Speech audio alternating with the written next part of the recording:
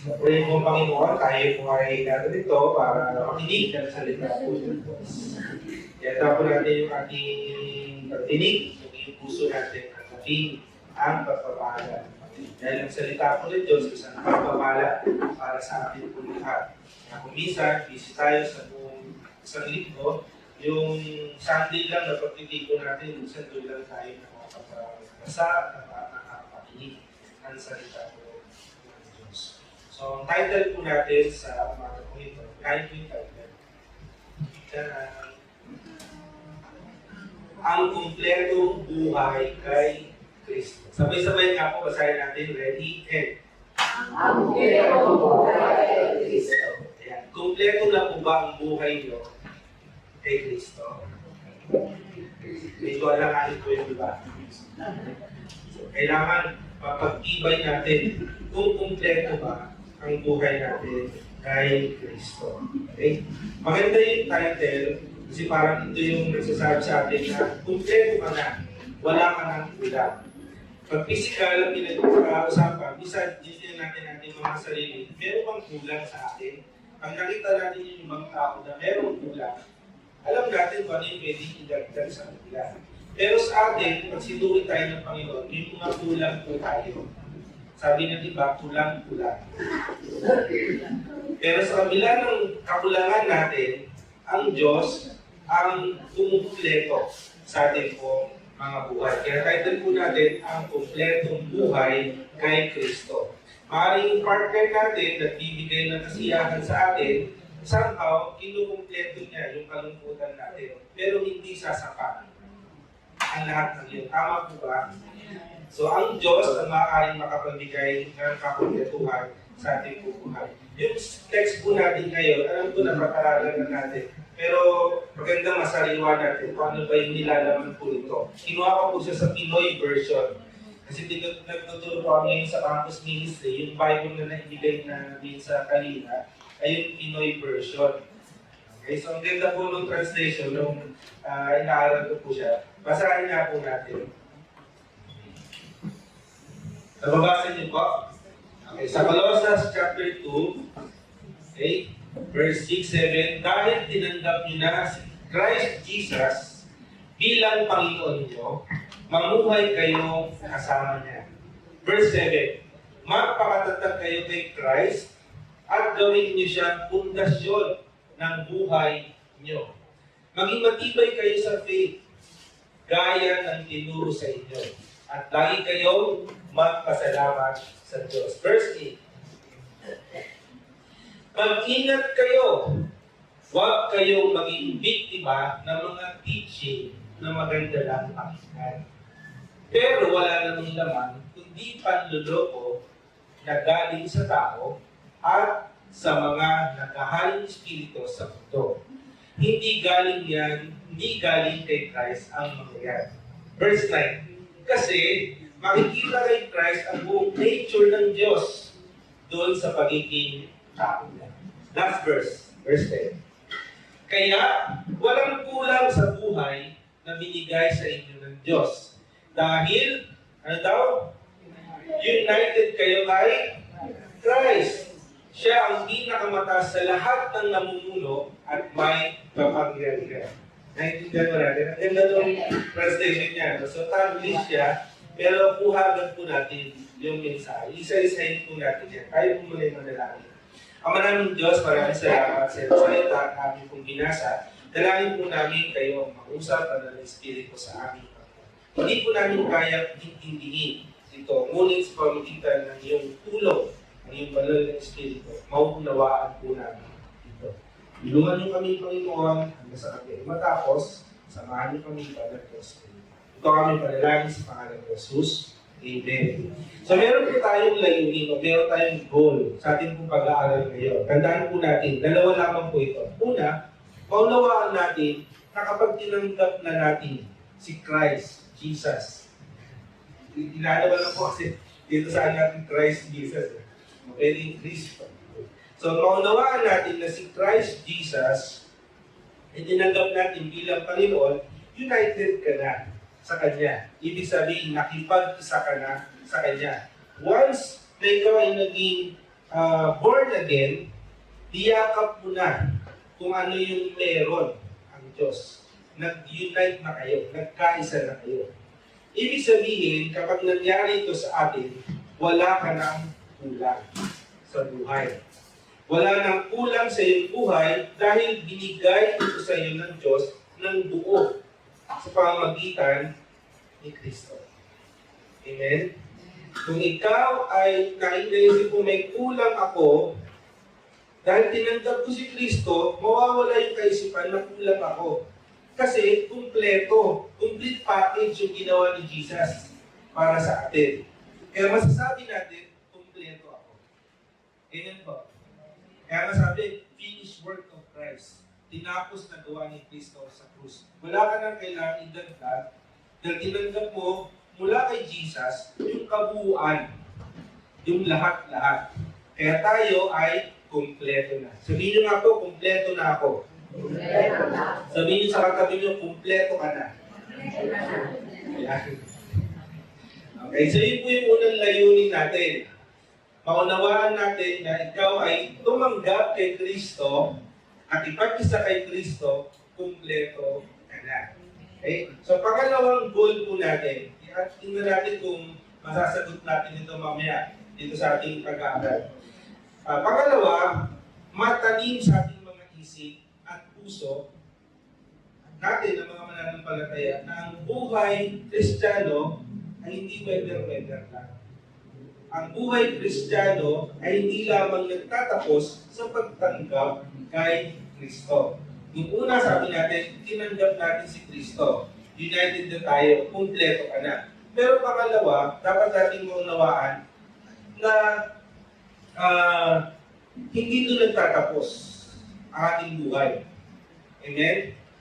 Bilang mananampalataya at sa buhay natin bilang Kristiyano, hindi nagtatapos yung pagtanggap lang kay Kristo. Kundi ito'y nagpapatuloy una sa paglago. Lumalago dapat tayo, patuloy tayong lumalago. Pangalawa, pinapatibay dapat na mga tumanggap kay Kristo yung kanyang pundasyon. Pangatlo, yung buhay niya, anuman ang sitwasyon, ngayon na nag-pray tayo, anuman yung sitwasyon ng ating buhay, nagpapasalamat ka sa Panginoon. Amen? Di ba may kanta tayo doon? Yung ako'y nagtitiwala ko yun. Daddy. Hindi mo makulit. D.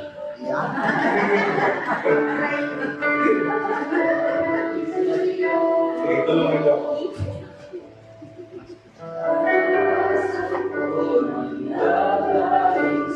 Okay, patuloy niyo. Maganda pakinggan kayo na kumakanta kayo. Ako'y nagtitiwala sa'yo. Salita mo ang Hanggang chorus tayo. All together.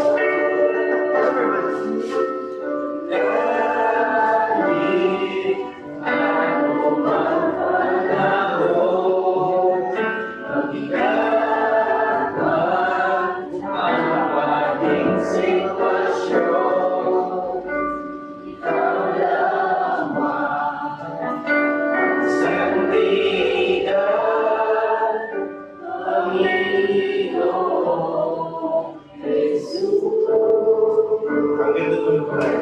Okay. So anumang sitwasyon ng ating buhay, ang pagkakataon, may sandigan tayo, ang Panginoon. Kaya bilang sandigan natin, may mga sitwasyon sa buhay natin na hindi maganda. At may mga magaganda. Pero sa kabila nun, meron tayong puso dapat mapagpasalamat. Amen po. Kasi dito sa text na ito, nabasa natin kanina, may warning po dyan yung sa verse 8. Para hindi daw tayo madaig ng mga maling turo ng sanlibutan. Noong panahon nila, laganap po yan. At para sa atin, paalala. Ano sabi ko sa verse 8? Balikan nga natin. Yan. Mag-ingat kayo, huwag kayo maging biktima ng mga teaching na maganda lang. Pakinggan. Marami po yan. Laganap po yan. Sabi nga dun sa yung kay Gamaliel, di ba? Kaya na lang natin sila. Kasi bahala na ang Diyos. Kasi kung para sa Diyos yan, magpapatuloy. Pero pag hindi, wala yan. So may mga ganyan teaching ngayon lalo sa social media. Napakarami. Maaaring naliligaw tayo minsan sa mga katuruan na yan. Nakakalimutan natin yung dapat nating balikan na aral mula sa Biblia. Kaya sabi mag-ingat daw. Kasi marami mga nanloloko na yung teaching hindi galing sa Diyos, galing sa tao.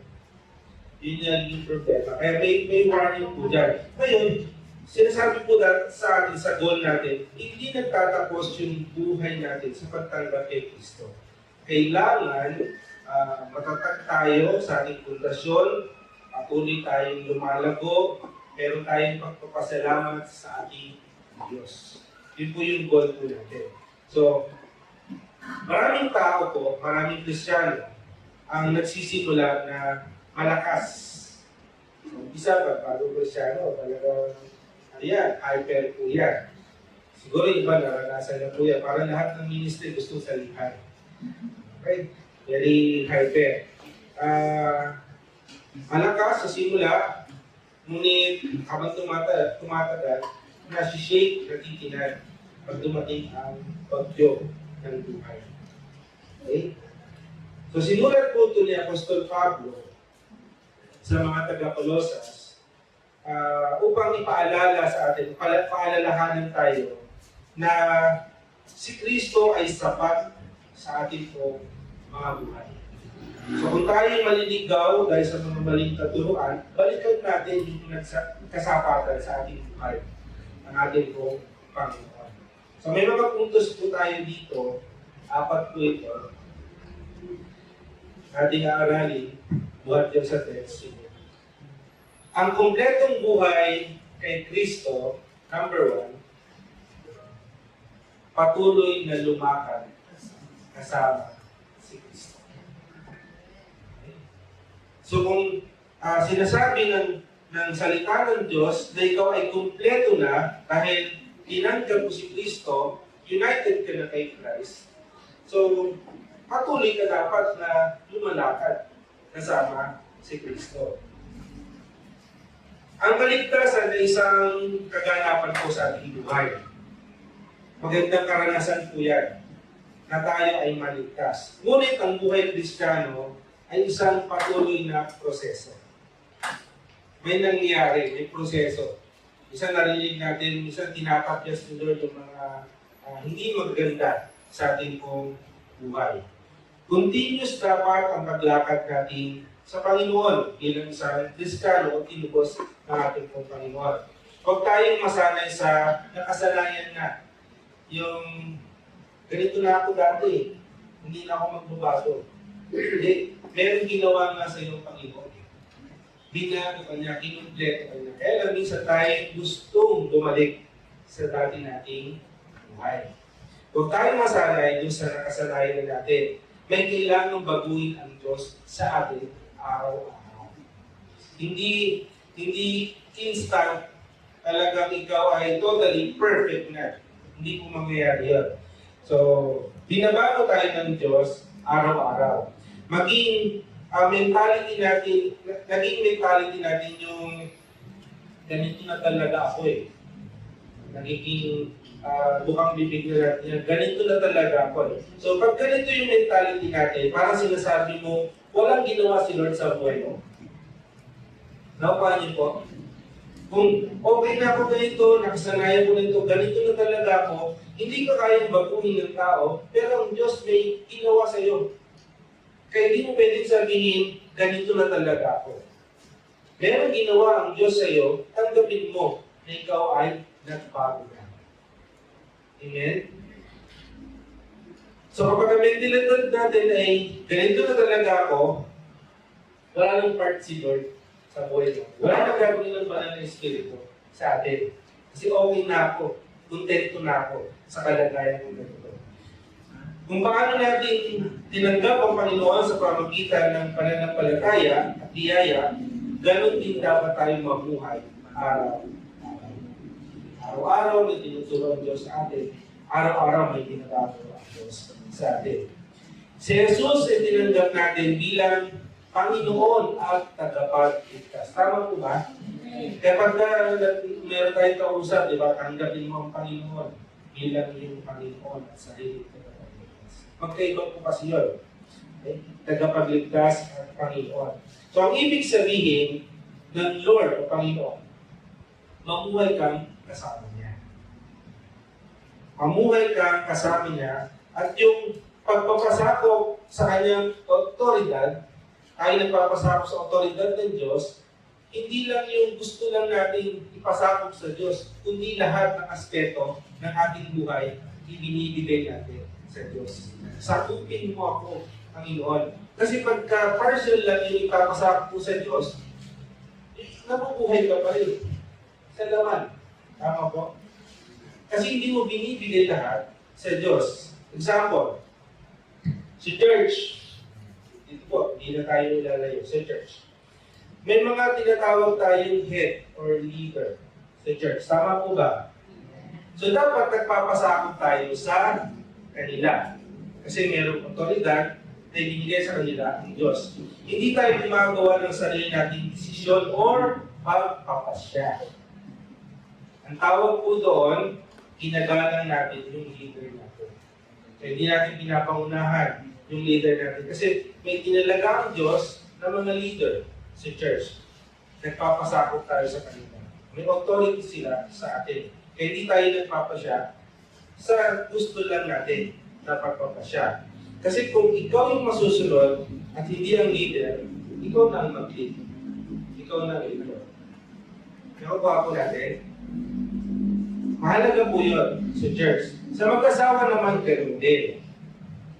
Si lalaki, binigyan po ng otoridad ng Diyos sa kanyang asawang, siyempre po, babae. Hindi lalaki. Okay? So, ang lalaki, binigyan ng authority para sa kanyang asawang babae. Anong sabi sa lalaki? Anong sabi sa babae? Magpasakop sa kanyang asawa. Magpasakop si babae sa lalaki. Kasi nakasulat din po yan sa Genesis Okay? Nung bumagsak ang tao sa kasalanan, hinarap ng Diyos yung ahas, yung babae, at yung lalaki. Ngayon, sabi dun sa babae, magpasakop ka sa kanya at siya iyong susundin. Okay? Si babae, magpapasakop sa kanyang asawa. Okay? Ngayon, kung si babae ang nasusunod at hindi si lalaki, anong tawag po natin doon? Ayaw magpasakop. Kasi, di ba po? Kung si lalaki at sinabihan ng Diyos si babae na magpasakop sa lalaki, ngayon itong si babae ayaw niya magpasakop, anong tawag po doon?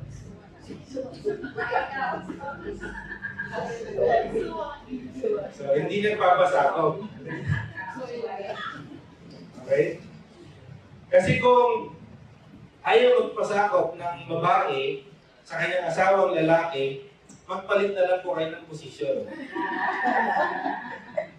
Tama po? Palit na lang. Kasi kung iniatas ng Diyos yung responsibilidad sa lalaki para sa kanyang asawang babae, at hindi mo sinusunod, ikaw na ang gumawa. Magpalit na lang kayo. Amen po? Ikaw yung magbanat ng buto. Ikaw yung magbungkal ng lupa para may makain kayo. Kasi yun yung sabi sa Genesis chapter 3 sa babae. So, magpasakop dapat si babae. Okay?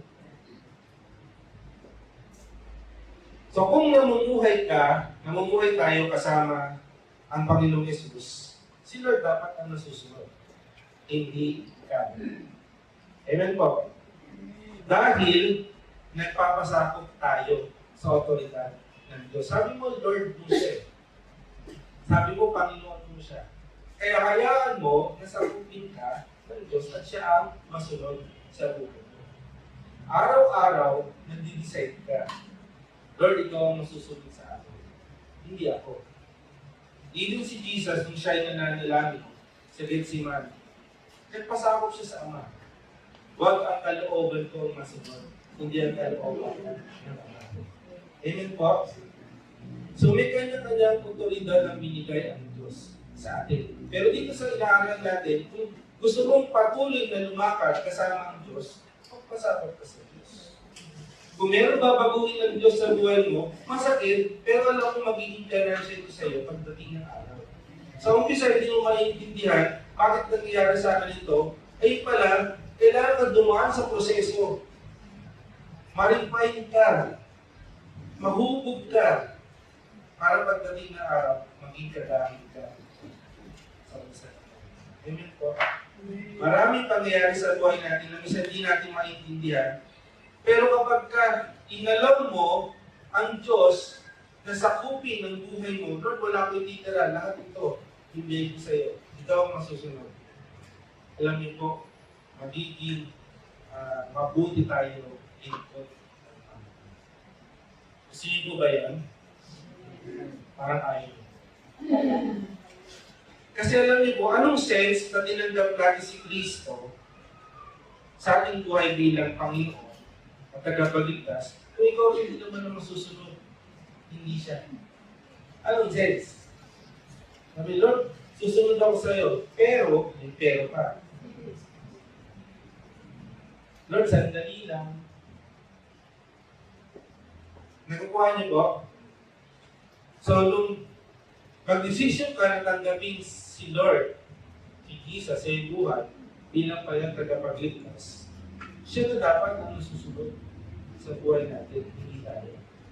Kasi kung hindi si Lord ang nasusunod sa buhay natin, anong tawag po sa atin? Matigas ang buto. Ang ulo po. Matigas ang ulo. Minsan pasaway po tayo. Tama po ba? Enjoy mo dahil kumpleto ka na dahil sa ginawa, sa tinapos na gawa ni Kristo, kumpleto ka na, enjoy mo. Lumakad ka, patuloy, kasama. Kaya matigas ang ulo natin. Pasaway tayo. Sabi ni Lord, diretso ka lang. May tayo. Ang landas. Sabi ni Lord, huwag ka nang tumaan dyan kasi natapilong ka na dyan. Nagdapa ka na dyan. Umiwas ka na. Tuloy-tuloy ka pa rin. Kaya hindi tayo natututo doon sa mga mali natin. Tama po? So lumakad tayo, hindi na mag-isa, kundi kasama ang Panginoon. Hindi minsan lang, kundi patuloy. Tuloy-tuloy. Amen? Tuloy-tuloy na paglakad kasama ang Panginoon. So kapag naglalakad ka na kasama si Lord, umuusap ka. Tama? Hindi pa atras. Dapat palago. Lumalago tayo. Hindi pa bansot. Di ba? So may pag-usad ang ating buhay. Ibig sabihin may paglago sa ating buhay. Kanya pa po ba kayo? Amen. Number 2, ang kumpletong buhay kay Christ. Sorry, balikan natin yung scripture.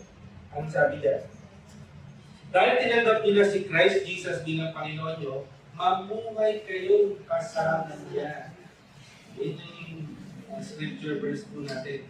Napakahalaga yung mamuhay kayo kasama niya. Pinapaunawa sa atin, tinanggap mo na si Christ. Kaya mamuhay ka na kasama. Okay. Amen po? Pangalawa. Ano po? Sabi sa pangalawa? Hindi po ito yung body to stay. Kaya ikaw ay nag-uugat. Kasi hindi maganda po yun, tinatanggal yun. Ito yung nakaugat ang pundasyon mo kay Kristo. Kaya ano sabi sa Scripture? Sa verse 7, magpakatatag kayo kay Christ at gawin niyo siyang pundasyon ng buhay ninyo. Ibig sabihin, pinapalalim ang pundasyon. Wala po si architect kahapon nag-OJT. So alam ko pag didesign sila ng bahay bago itayo yung second floor, yung pundasyon muna. Ang hirap kasi nun no? Unahin mo yung second floor, wala ka pang pundasyon. Oo, mahirap po yun. Matagal po yung proseso nun Yung pundasyon, kailangan matibay po yun. Bago ka maglagay kung ilang floor yung ilalagay mo. Pundasyon muna. So, hindi ko alam kung tama ko, di ba? Pagka 15th floor yung taas na nakikita, dapat yung lalim niya, ganun din. 15th floor din. Wala sa right effect. Dapat doble daw, sabi ni Ate Jane. So, ibig sabihin, malalim yung pundasyon. Kailangan palalimin ng pundasyon. Katulad po yan ng isang malaking puno. Yung ugat, hindi po natin nakikita sa ibabaw. Pero hindi natin alam, yung ugat niya palalim ng palalim. Kapag dumating ang bagyo, hindi po siya agad. Hindi mabubuwan. Okay? So, lalalim ang ating ugat kung sinusunod natin ang Panginoon. Sinusunod natin ang kanyang sinasabi sa atin, ang salita ng Diyos. Ang ating buhay ay dapat humuhugot ng lakas mula sa salita ng Diyos. Amen po. Humuhugot sa salita ng Diyos. Hindi naman tayo katulad nung araw na may audible voice na napapakinggan natin, tama? May bumubulong sa atin. Diba? Walang ganun ngayon. So, meron na tayong written word o yung Bible na dapat binabasa natin. Lahat po ba tayo may mata? So, lahat po tayo marunong magbasa? Pag hindi po marunong, tuturuan ito. So, lahat po tayo may kakayanan para magbasa. So, kapag humuhugot ka ng lakas sa salita ng Diyos, lagi mo siyang binabasa. Mga kapatid, kapag tumagal tayo Kristiyano, hindi natin mamalayat ang lalim na nagpagkat. Kahit anong bagyo yung dumating sa buhay natin, hindi tayo natutulog. Yun yung kagandahan ng salita ng Diyos. May pagsubok man tayo, pagdaanan, hindi tayo agad mabubuhay. Kahit na may pumasok na maling aral, hindi tayo basta-basta mabubuhay. Naalala ko po nung Wednesday, online service natin. Supposed to be, dapat face-to-face tayo, di ba? So nag-message po ako na online kasi maulan. Maulan po nung Wednesday. Naalala ko yung tinuro ko. Sino nakakaalala nung tinuro ko nung Wednesday? May libre namin mamaya.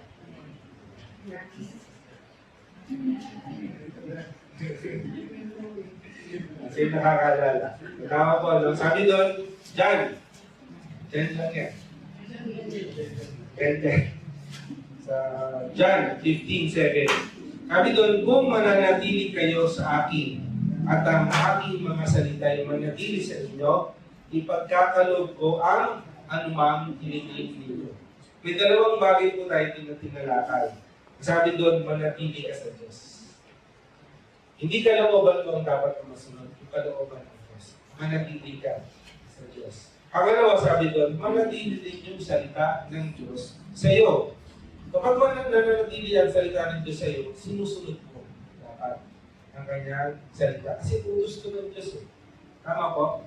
So, dalawang bagay para masabi natin na ipagkaloob yung anumang kahilingan natin sa Diyos, dapat may ugnayan kayo ng Diyos.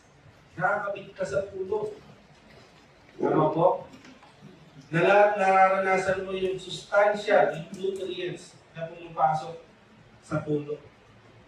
At nag-transfer. So dapat gawin natin yung dalawa na yun para sabi ko, ano man ang hilingin natin pagkakaroon ng Diyos sa atin. Tapos minsan magtataka tayo, bakit hindi nangyayari yung mga pinapanalangin po natin? Puro ka kasi reklamo sa buhay. And then, may pangako ang Diyos, hindi mo pinangahawakan, hindi mo siya nasa buhay, nauwi sa reklamo. Sabihin, Lord, bakit ang tagal mo lang pinagpunta, hindi pa rin, hindi ko pa rin natatanggap. Eh, sabi ng salita ng Diyos, ano man ang hihingin mo, ipagkakalood sa iyo. May problem sa atin. Sa Diyos wala kasing problema eh. Sa atin lang may problema. Kamusta na ba yung relasyon natin sa Diyos? Nananatili ka ba? Nakasama siya lumalakad. O baka nagbabasa ka lang ng salita ng Diyos, pero hindi mo naman sinasabuhay. Doon nagkakaroon ng problema. Sabi ng Diyos, ipagkakaroon ko anumang hilingin ninyo. Pero, manatili ka sa kalooban ng Diyos at sa kanyang salita. Amen po? Sa pamagitan nun, tumitibay yung ating pundasyon. Lumalalim yung ating ugat. Kapag nag-uugat ka, lumalalim ka. Huwag kong tingnan yung paa mo. Kasi marami talagang ugat. Pero kapag ikaw ay babad sa salita ng Diyos, malapit, na laging kausap ang ating Panginoon, mapapansin mo, lumalalim at lumalalim.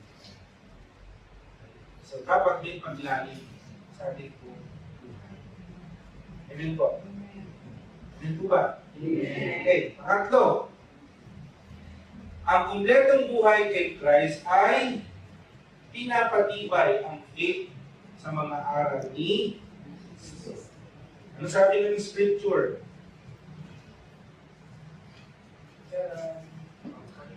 Sumunod na verse, maging matibay kayo sa faith, gaya ng tinuro sa inyo. Marami na po ba tayong inaral o natutunan sa salita ng Diyos? Amen po? So, pinapatibay tayo dito. Okay? Kaya sabi diyan, maging matibay kayo sa faith, gaya ng tinuro sa inyo. Si Pablo lagi po nagtuturo. Apostol Pablo, lagi nagtuturo. Hindi lang sa mga alagad, maging sa mga hintil, sa lahat ng mga hintil na mananampalataya. Ganon din po sa atin. Nag-aaral tayo, kami natin pinag-aralan siguro kung nagpapit tayo ng seminar, workshop, natututo po tayo doon. Kaya sabi dito, yung salitang matibay ay tumutukoy sa isang gusali na may matibay na pundasyon. Kailangan ang matibay na pundasyon. Ang ating pananampalataya ay kailangan lumago sa doktrina. Lala ko nung nakaraan, meron tayong pag-aaral o workshop, seminar, about salvation, assurance of salvation. Sino pinag-aaral? Doktrina po yun.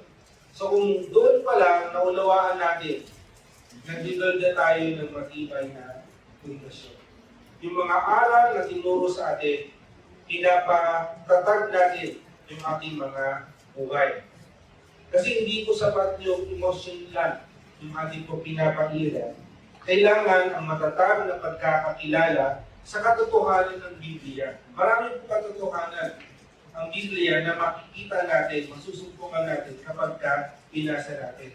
Kasi isang paraan to para hindi tayo maligaw sa mga maling filosofiya ng mundo. Kaya dapat po, pinapatibay natin, pinapatatag natin ang ating pananampalataya hindi sa mga natututunan natin sa labas, kundi sa aral mismo ng Panginoon. Sa mga tinuro ng ating Panginoon. Amen po ba? Samantalahin ko na po yung pagkakataon, meron tayong equipping na mga believers for the ministry. Ito po ay sa every third Sunday ng buwan. Once a month lang po yun. Meron po yung third Sunday natin, August 16. August 16. Tandaan nyo na po sa calendar nyo. Meron tayong equipping. So, equipping po sa mga believers for ministry. Hindi po ito pang worker na. Lahat po. Okay? So, may mga pag-aaral po tayo dito na makakatulong sa atin para tumibay yung ating po pananampalataya, maging matatag yung ating buhay. Kasi sign po ito na tayo ay lumalago. So kapag lumalago tayo sa aral ng Diyos, tumatatag po tayo. Amen po. Okay, so third Sunday po yun. Third Sunday. Abangan niyo po, mag-announce po tayo. Parang ito yung dati natin na EMI.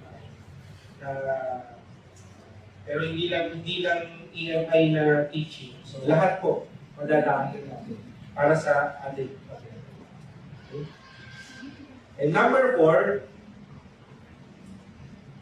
ang kompletong buhay kay Christ ay sumasagana ang pasasalamat sa Diyos. Kaya nabanggit ko na rin po ito. So, sabi sa scripture,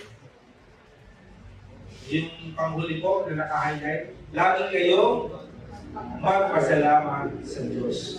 So ang natural na bunga ng isang Kristiyanong lumalakad kasama si Kristo, malalim ang ugat at matatag ang pundasyon, sumusunod sa aral ng Diyos, ang buhay niya ay puno ng pagpapasalamat. Okay, so sa tatlo kanina, yung 1, 2, 3 na puntos po natin, kung lumalakad ka kasama si Kristo, lumalalim ang iyong ugat, nagiging matatag ang iyong pundasyon, at iksarat, sumusunod ka sa aral ng Diyos, ang buhay mo ay mapupuno ng pagpapasalamat sa Diyos. Appreciate mo lahat ng bagay. Amen? Ma-appreciate mo, matutuwa ka. Parang hindi ka malulungkot dahil alam mo na kahit anong sitwasyon ng buhay mo, kasama. Sumasagana, nag-overflow ang pagpapasalamat mo sa Diyos. Parang isang baso na puno na, pero sinasalina mo pa ng tubig. Nag-overflow yung tubig. Parang gano'n po. Nag-overflow yung pagpapasalamat mo sa Diyos. Hindi mo ma-contain. Talagang lumalabas yung pasalamat sa Diyos. Amen po. So, ang kawalan ng pasasalamat o ang madalas na pagrereklamo ay senyales ng isang mababaw na spiritual na buhay. So kung puno pa rin tayo ng reklamo sa buhay, indikasyon yun na mababaw ang ating spiritual na buhay. Hindi lumalalim, bumababaw. Yung ugat, hindi lumalalim, umiibabaw. May mga ganun po na puno no? Yung ugat nasa labas, nakikita yung ugat, kunting ano mo lang, bunot na agad, tanggal na agad yung halaman. Okay? So dapat lumalalim tayo.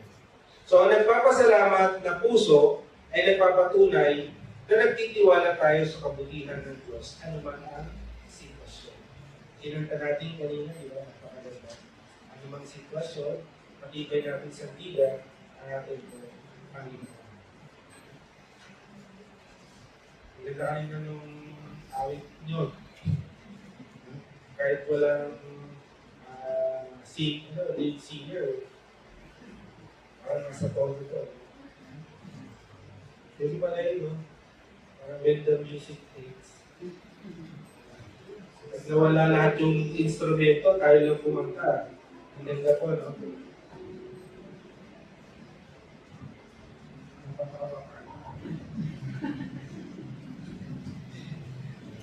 So kapag nagpapasalamat ka, alam mo sumisigla po tayo eh. Yung may pusong mapagpasalamat, sumisigla yung buhay po natin. So may pagsigla dapat ang buhay na kay Kristo. Hindi malungkot ang buhay kay Kristo, tama po? Nagipag-isa ka, tinanggap ko si Kristo bilang Panginoon at kapagligtas, masaya ang buhay. Minsan, napapasimangot ka, pero napapalitan yun ng joy ng Panginoon. Amen po? Jared, ang daming joy.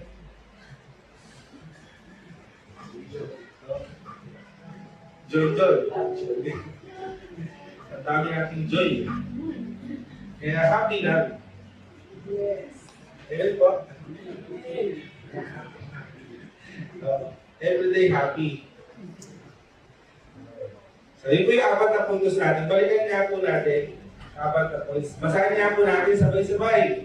Ang kumpletong buhay kay Christ ay number 1. Patuloy na lumakad kasama si Kristo. Pangalawa, Nakaugat ang pundasyon ni Kristo. Pangatlo, Pinapatibay ang faith sa pangalan ni Kristo. number 4, okay, sige. Application po tayo. Number 1, application po natin dyan. Suriin na yung Panginoon. Saan ka umuugod ng lakas araw-araw? Sa social media ba? Kasi pag may nakita tayong magandang quote sa Facebook, doon ba tayo lumalakas? O lumalakas tayo sa opinion ng ibang tao? Doon ba tayo nakikinig? Or sa salita ng Diyos? Suriin natin ang ating pamumuhay. Mamuhay kang kasama si Jesus. Number 2, application. Patibayin ang iyong pundasyon. Matatag ba ang iyong pananampalataya kapag may crisis? Doon po matitest eh. Pag may crisis tayo pinagdaraanan. Matatag ba ang iyong faith? O madali kang magduda sa Diyos? Lord, kasama ba ka? O ako lang isa? Gawin mong pundasyon si Jesus sa iyong buhay. Dapat tumalalim. Amen po. Pangatlo, application. Itanim sa isipan ang mga aral ni Kristo. Napakahalaga po na itanim sa isipan. Lagi natin pinapaalala. Yung salita ng Diyos ang tool para ma-renew ang ating isip. Kapag hindi natin pinuno ng salita ng Diyos ang ating kaisipan, mapupuno ito ng kaisipan ng mundo. Naglalaban po yun. Ano ba yung susundin mo? Yung kaisipan ng Diyos, remember, we have the mind of Christ. Meron tayong kaisipan ng kaisipan ni Kristo. Nasa iyo yun. Amen po? Nasa iyo. So dapat, ang laman nun, salita ng Diyos. Kasi, pwede itong papalitan ng salita ng mundo. Kapag ang mundo ang pumasok sa ating kaisipan, makakalimutan natin yung aral ni Kristo. Pero kung babad tayo, nakatanim sa ating isipan ang aral ni Kristo, sigurado po, mababago ang ating isip, mababago ang ating damdamin, mababago ang ating Hindi po yung ginagawa ng salita ng Diyos sa ating. Kaya itanim. Okay? Pag itinanim natin, siyempre nag-aantay tayo lumago. Hindi tayo nagmamadali. May pinuproseso ang Diyos sa atin. Itanim mo lang ang itanim ang salita ng Diyos sa isip. Kasi darating ang oras, mamimitas ka na lang ng bunga. At yun yung gagamitin mo. Kapag namitas ka ng bunga, anong gagawin mo sa bunga? Kakainin. Eh, di ba ma-enjoy mo yung bunga? Kasi nagtanim ka. Para sa atin, sa ating campus ministry, ang goal po natin, magtanim ng salita ng Diyos sa mga bata. Ngayon, wala ka nakikitang bunga. May pumupunta ba sa church ng mga bata? May pumupunta ba? May nakita na po kayo? Malulungkot tayo doon kasi wala na pumupunta, naghihirap tayo. Punta sa school, wala na mapupunta mga bata. Sa church, di ba malungkot po? Malungkot po, di ba? Pag inisip yung malungkot, malungkot na. Pero hindi po yung gusto ng Diyos eh. Magtanim ka ng salita ng Diyos doon sa mga kabataan. Hindi tayo nagpaparami ng miyembro. Amen? Hindi po yan ang goal natin. Ang goal natin, sundin ang pinagagawa ng Diyos, ipangaral ang salita ng Diyos. Si Lord nang bahala kung saan siya lalago. Amen? Si Lord nang bahala kung saan siya mag-church. Ang mahalaga, nagtatanim tayo ng salita ng Diyos. Naalala ko po, hapon, meron kasi kami estudyante sa Ipilan, si Jamaica. Nakakatawa kasi nung nagtuturo kami sa Ipilan, medyo makulit siya, pero ano naman siya, nakikinig naman. Eh, nagulat ako pumunta sa amin sa Mayflower. Eh, kasama siya mga Sunday school teacher na tutulong sa mga bata. Tinuruan lang yun ng to Bible study kahit tinuruan nyo lang yun sa school.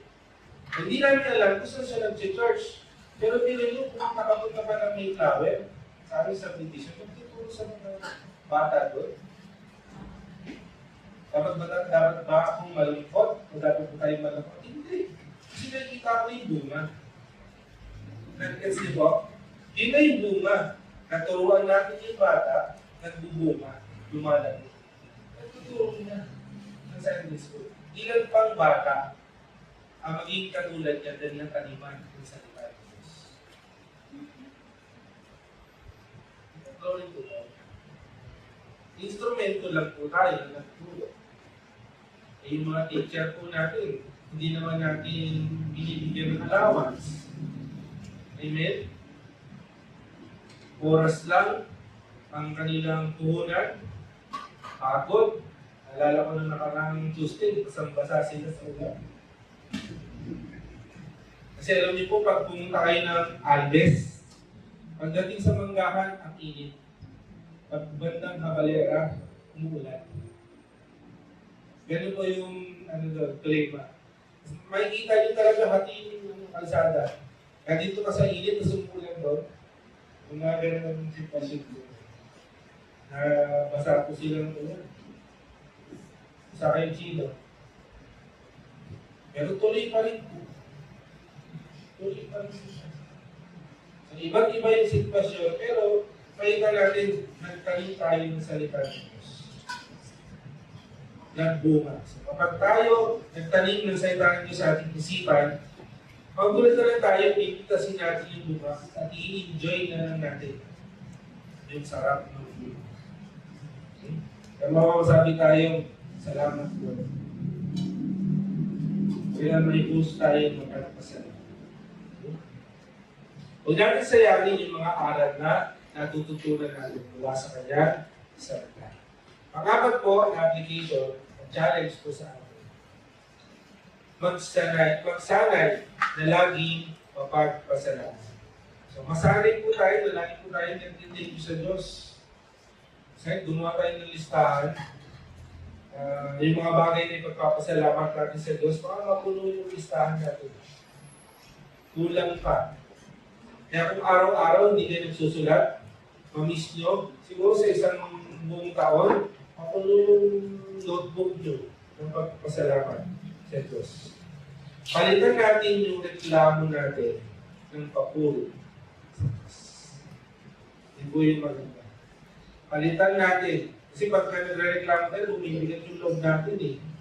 Nagiging malungkutin po tayo eh. Pero kung papalitan natin ng papuri at pasalamat sa Diyos yung reklamo natin, ako, ang buhay natin ay gaba.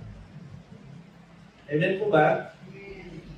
And to conclude yung ating pong pag-aaral, ang buhay Kristiyano ay hindi po static o naka-tigil lamang. Ito ay patuloy sa pag-usad, patuloy sa paglalim, patuloy sa pagtatag, at patuloy sa pagsimula ng ating po mga buhay. Kaya sabi sa ating dito sa talata, manatili tayo kay Kristo. Amen po. Manatili tayo kay Kristo dahil sa Kanya lamang natin matatagpuan ang tunay na katatagan laban sa anumang bagyo ng kay Kristo. Ating pong bigay. Sabay-sabay po. Sama po, sabay-sabay. In Christ I am. One more time. In Christ I am complete. Kay Kristo tayo ay complete. Agree po ba kayo? Amen. Sabi doon sa verse 10 natin pong inaral kanina, sabi doon, kaya walang kulang sa buhay na binigay sa inyo ng Diyos.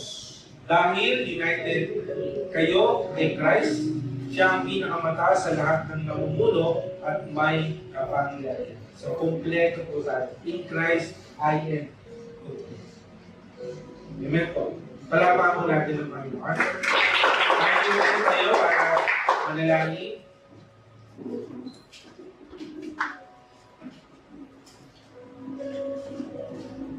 Panginoon, maraming salamat po.